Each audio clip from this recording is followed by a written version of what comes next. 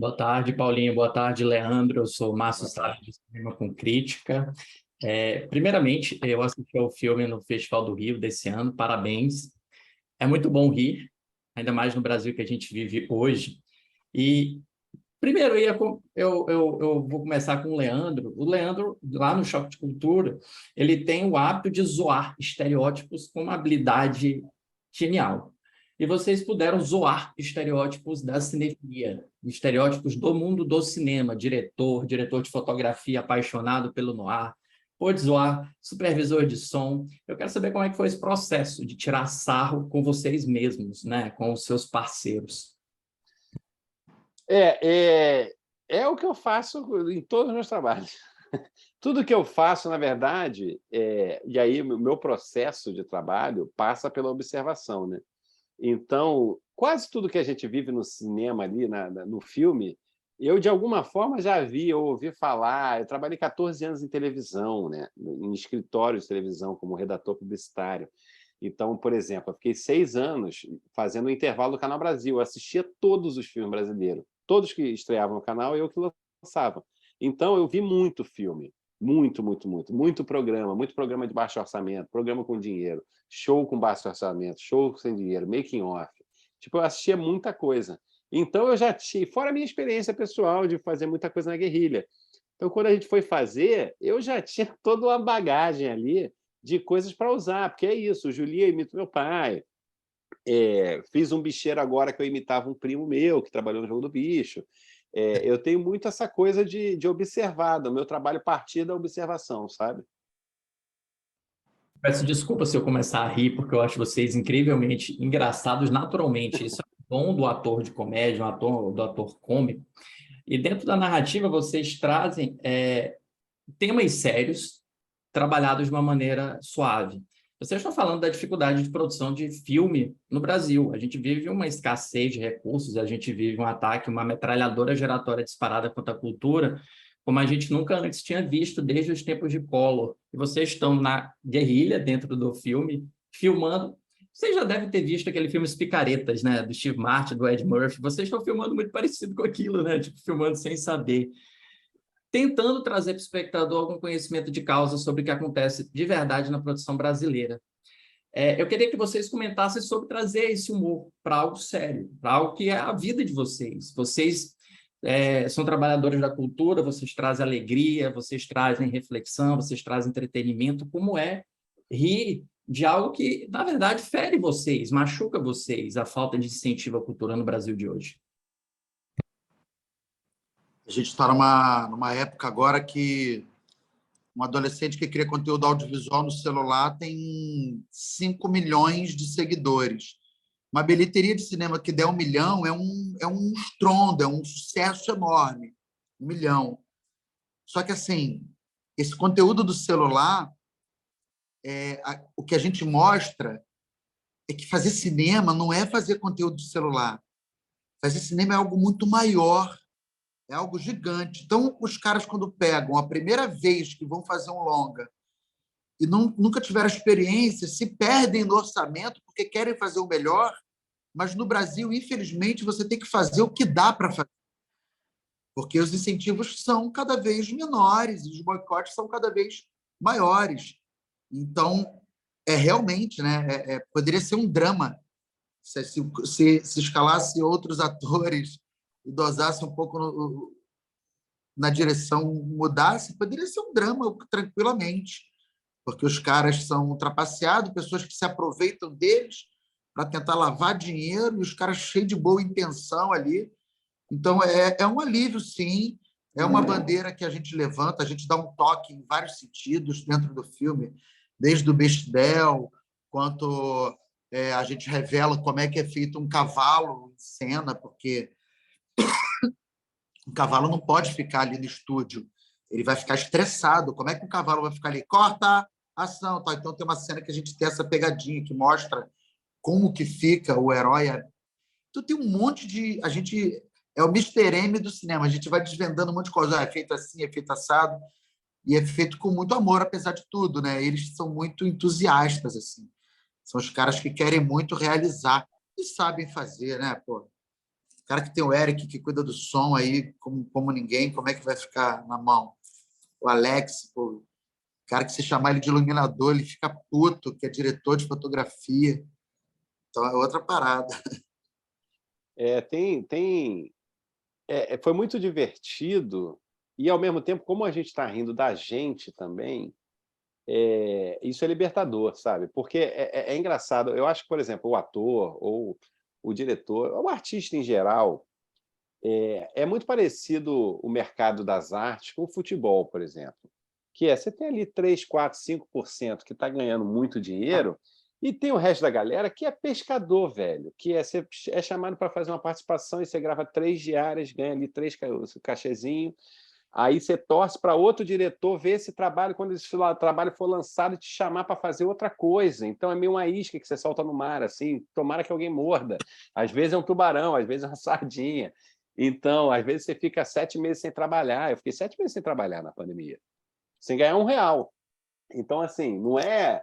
A vida do artista no Brasil está muito longe do glamour.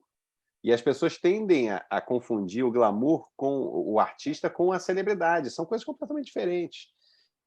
O artista mesmo está correndo atrás pra caralho. Assim, é isso. Outro dia eu vi uma entrevista da Karine Telles, que, pô, é uma grande atriz, cara. Todos os trabalhos dela, você vê que tudo que ela tá é muito bom. Todos os personagens que ela faz são muito bons.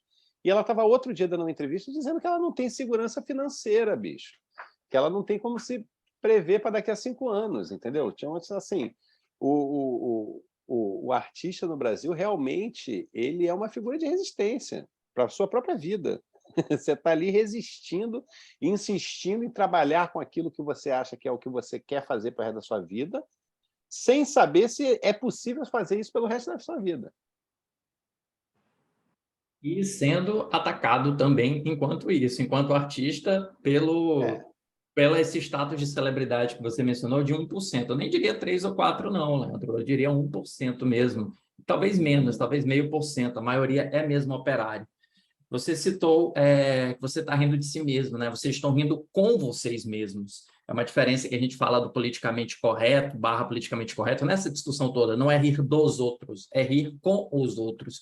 Eu acho que vocês propuseram uma comédia que convida o espectador a rir com vocês. Mas eu vou fazer uma pergunta que vocês participaram da produção do roteiro, colaboraram no roteiro, vocês improvisaram no roteiro. Como é que foi esse trabalho de produzir uma sátira cinematográfica que não alienasse o espectador médio, que não alienasse a pessoa e só atraísse o cinéfilo raiz, sabe? Aquele cinéfilo que conhece o processo, que sabe que é decupagem, sabe que é mise-en-scène, sabe que é noir. Como é que vocês trabalharam isso com vocês? Eu acho que esse mérito aí realmente é da galera do roteirão mesmo, né, Lê? Eu não participei do roteiro, minha contribuição foi apenas improvisos, mas eu acho que isso é roteiro e direção, pra cacete. Assim. Isso aí é dedo do Marco Jorge, Bota, do Pedro Leite, a galera que realmente trabalhou muito nesse roteiro aí. A galera caiu dentro, teve um monte de resolução. Voltando aqui um pouquinho, a coisa que você ter falado da gente. A gente ri da gente mesmo e a gente, durante as filmagens, a gente falava com o Rambo, que era o nosso câmera e que é o nosso diretor de fotografia, né? Então, o Filipinho ficava querendo ensinar a ele. A gente brincava ali mesmo com um profissional, sabe? O próprio Bota, o Jorge, a gente brincava um com o outro ali. Era metalinguagem da metalinguagem. Os caras estavam vendo que a gente estava trazendo para cá também. E tinha uma coisa que era muito legal de ver, que era a galera da técnica, por exemplo. Eu passo grande parte das diárias operando um boom fake, né? Que não estava gravando. Mas era uma vara de boom, com um microfone mesmo. Eu carregava um mixer mesmo. Então, eu só não estava gravando, mas eu estava fazendo tudo que um operador de som tinha que fazer.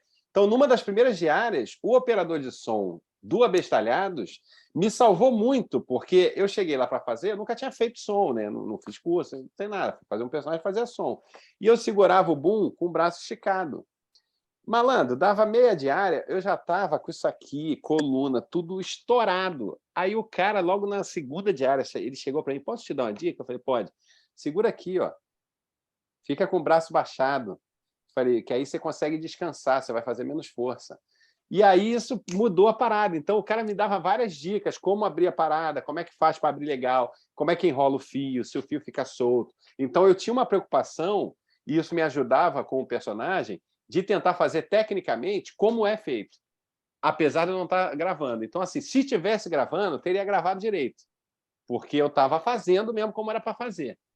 Então, foi uma grande escola assim também, né? De você um exercício de você se colocar na pele de um profissional que trabalhei com vários, não tem muitos operadores de som no cinema brasileiro, mas trabalhei com alguns. E aí você se colocar na situação daquele cara que muitas vezes é o cara que vem só botar o microfone em você e você, na correria, acaba não virando amigo desse cara. Foi interessante estar na situação desse cara. Eu nunca mais eu fui fazer um trabalho e olhei para o operador de som da mesma forma. Eu me sentia como ele. Eu olhava para ele e falava, eu sei o que você está sentindo, irmão. Quando chegava no sétimo take, o cara com a vara toda aberta, longe pra caralho, eu falava, porra, eu sei o perrengue que esse cara tá passando. Eu tentava não errar, entendeu? Pelo operador de som. Eu falei, não, porra, o cara tá lá segurando. Isso é muito legal. Deixa eu pegar uma cena em particular do filme que eu acho muito divertida, Leandro. É uma cena que você está brincando no estúdio de Foley. É o sucesso. A cena é o sucesso, cara. Eu adoro aquela cena e eu fico imaginando aquela cena de sério assim, eu não sei, eu quero que tu me conte, né? A dupla chegou para ti, o Marcelo e o Marco chegou, olha, brinca aqui, brinca no Foley. Foi exatamente isso. Essa diária não estava Tava só o Bota, era eu, o Bota, é uma equipe super reduzida, e aí foi exatamente isso. Era um estúdio de Foley, não tinha fala, não tinha nada. Ele falou, entra aí, faz aí. E eu entrei e comecei a fazer macaquice, groselha lá. E aí ele pegou, eu não sei nem o que ele escolheu, porque eu não vi o filme ainda, vou ver dia 25. Mas eu espero que ele tenha escolhido. Tem uma coisa dessa que eu fiz naquele dia que eu queria muito que ele tivesse deixado, que era o som da hiperplasia benigna da próstata. Eu não sei se ele deixou isso. Eu ficava com a garrafinha d'água jogando numa privada, assim, ou num negócio com água. Aí eu botava mais perto, eu falava, isso aqui é não sei o quê. Aí eu botava longe, ficava segurando, isso aqui é hiperplasia benigna da próstata. Não dá Eu solto spoiler. spoiler? Eu posso soltar o spoiler? Não, não vou soltar, não. Eu vou deixar tu assistir. Não, tudo bem. Eu li o roteiro, então não tem muito spoiler, né? Não, eu digo assim, se a cena tá ou não, essa da hiperplasia benigna. Ah, tá. Não, tudo bem. Essa eu vou deixar para ver lá. Eu vou aproveitar que o Raul Schecker não está aqui, Paulinho. Eu vou perguntar para ti, até para a gente já para caminhar para o final, para te agradecer e agradecer ao Leandro. Quem é o autor da obra cinematográfica? É o diretor ou é o roteirista?